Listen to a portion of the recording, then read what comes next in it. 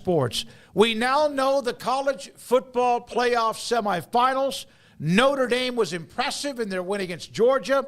Obviously, Texas had already advanced. Penn State had advanced, and Ohio State had advanced. And I just thought Notre Dame, and I mentioned this yesterday, and maybe I didn't ask it as well, but it just seemed like Penn State, Notre Dame, very solid. Nothing really flashy about either team.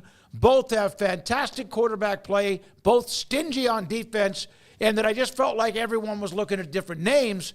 And Notre Dame yesterday was very, very impressive and had a huge start against Georgia. This is one of the few things I feel like I got totally right when I was picking these games. I just thought that with a backup quarterback who's just okay, he's okay. He's not anything great yet. Not to say that he won't be, but right now he's just okay.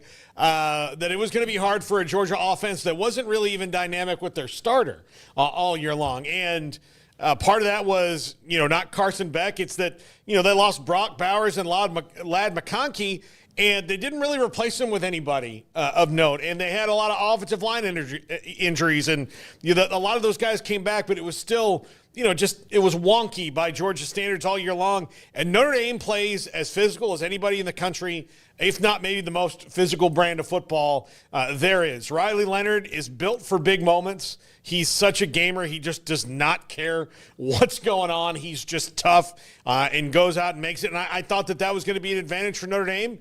And, Kirby Smart, for one of the first times in his career, got outfoxed by Marcus Freeman in a lot of different ways.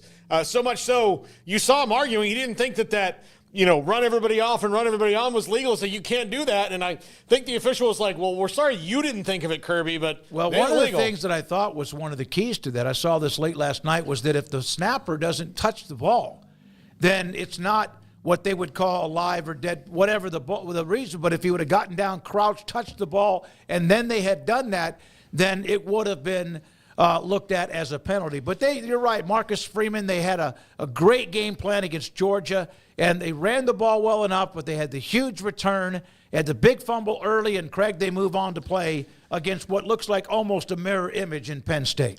Yeah, that was a tremendous win for Notre Dame. Hats off to the Irish, and I don't say that as somebody who just loves them to death or anything, but I give credit where credit is due, and they've gone out and won these first couple of games, and they were certainly an impressive, well-coached, well-executed team last night against the Dogs, who did have the issue at quarterback that had you feeling maybe not as confident with Gunnar Stockton as compared to what you normally have there at QB1, although your QB1 wasn't exactly the guy leading you the way most of this season either. Your defense was for the most part, but I do think that Notre Dame was the better team last night, all things considered, and I saw a lot of that conversation around exactly what you're talking about there with the punt call and running the team off the field and running them back on. And I just think that was a brilliant move by Marcus Freeman. Now, getting into the weeds of, did his elbow flinch before he – I saw that conversation. That conversation's been going on since that play happened, basically. I think if you are somebody who is more prone to side with Georgia or the SEC, you feel like they got that call wrong. If you're somebody who doesn't, you feel like they got that call right. I feel like it's like targeting – I don't know what the rules are anymore on any given game in any given league in any given situation.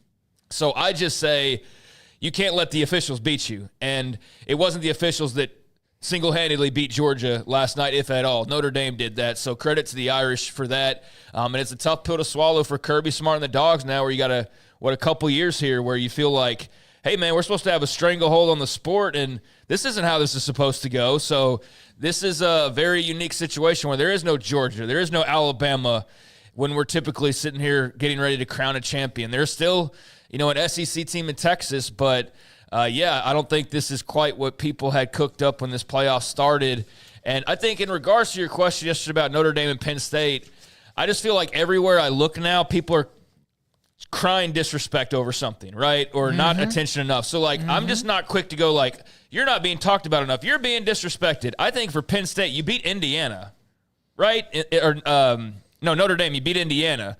So not a lot of credit's going to be given to that because most people didn't feel like they deserved to be here anyways. Well, after last night, give them their respect. They went and beat Georgia, but I don't think you had to, fawn over the Irish after beating the Hoosiers and go, man, they're being totally disrespected. Now, though, I think maybe you open some eyes a little bit wider. And in the case of Penn State, I think they still have some proving to do for a lot of people just based on who they've played, because they played SMU and Boise State, and before this thing started, I think the most commonly agreed to theme from the bracket was that Penn State somehow got the easiest draw of anybody to get to where we are right now. So give them a lot of credit as well, but I think maybe that's perhaps why you're not quick to just say, man, Penn State's deserving of more. I think because people are still like, they're good, but are they this level of good? And based on the fact they haven't beat at Georgia yet, you're like, well, they've got an easy draw, so they kind of – so I think that's probably where some heads are in regards to Penn State. But, hey, you go beat Notre Dame, you find yourself in the national championship, there's going to be no lack of respect heading your way, and that goes for the Irish as well. Well, here, let's get to a couple of things. I love this tweet by John Wilner. We know John, he covers Pac-12 for years, now Pac-2, about to be Pac-whatever, and now also with what's in the Big 12, covers them. We've had him on many times. Just because Alabama and Georgia aren't in the semifinals doesn't mean the sport has completely flattened. National ranking of athletic department budget-sized public schools, according to the USA database, Ohio State won, Texas is number 2, Penn State, by the way, is at number 9, so it's not as though they're not a big boy budget. Just in case you're interested, it is the 2 I mentioned, Ohio State, Texas, Alabama, Michigan, Georgia, LSU, A&M, Florida, Penn State, and Oklahoma. I don't know what this was in regards to, if it was like a straw man thing or if it was somebody's comment or whatever, but I don't watch sports to see who's got the biggest budgets. No. I don't give a damn. What it's about. His point was. The point was, great question. The point was, just because Alabama and Georgia, who have won a massive amount combined of national titles, most of them Alabama, doesn't mean that college football is like dormant. Right, but he's pointing out that it's not because there's big budget teams that are in it, but I don't watch sports because they've got the biggest budget, so I know what he's saying, but it's like,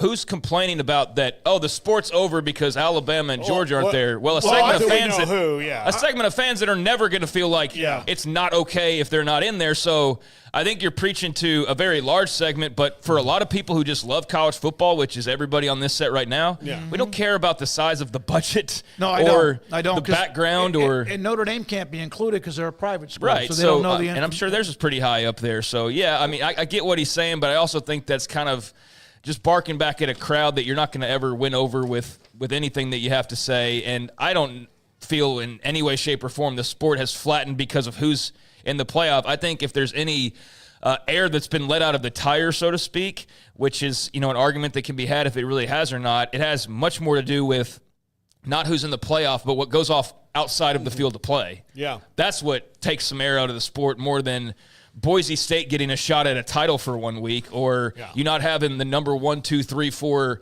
highest spending schools all competing for the national title. I also think, though, that you do have a pretty large segment. Some of it's in the media that Alabama's got to be in or Georgia's got to be in. They're gone. They're bye-bye.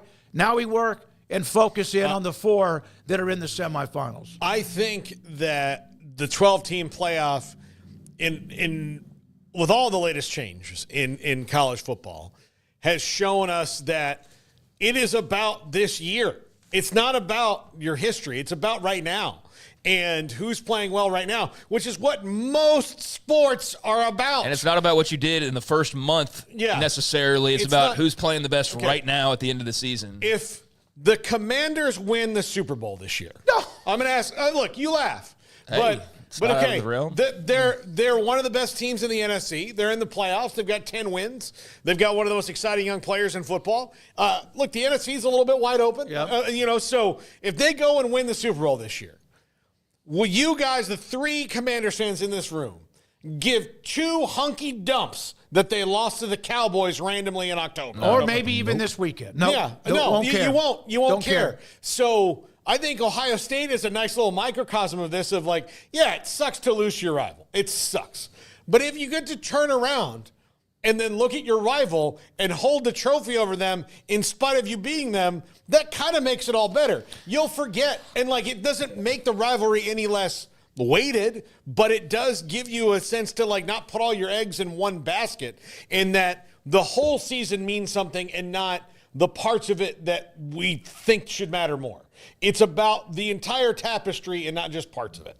And I think that is becoming clear to a lot more people. It will be a slow burn because the big dogs have had a 20-year propaganda lead on this. Not just some propaganda, of it's there's some but evidence results. there. There's evidence. But also they were able to have those results because the people in charge kept it a small group, right? So it was really hard to crack into 2 people and 4 people than it will be to crack into 12. The good news about the 4 teams that are part, this is newness. A lot of new here. Even though they're all what you consider blue bloods. Texas's last national title was in 2005.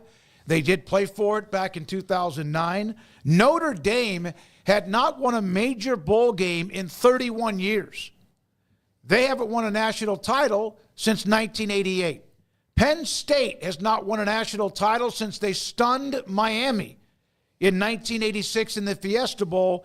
And Ohio State, they did win it the year they slipped in, when they had the 3 different quarterbacks and won the national title in 2014. So nobody's won a title in over 10 years. 10 years, yep. So, yeah. I think that's awesome. kind of a sign that the playoff might be working to some degree, is that you've got something that's so wide open. And I don't think there's any of these 4 teams that you go like, oh, that's the easy pick. Do y'all have somebody? I don't think there's anybody you should go like, oh, they're getting ran over. They have no chance. Like, Ohio State's playing the best overall football right now. But Penn State, even if you look at the Oregon game, they played really well against Oregon, a lot better than I thought they were going to. Now, they've been the least tested of all these, I guess, but everybody has their strengths that could counteract somebody else's in this 4. It's a really good 4. I wish my team had a chance to ever get back to that. I'd love it because that means you've won at least 2 games, maybe 1, and about to play for a chance to play for another national title.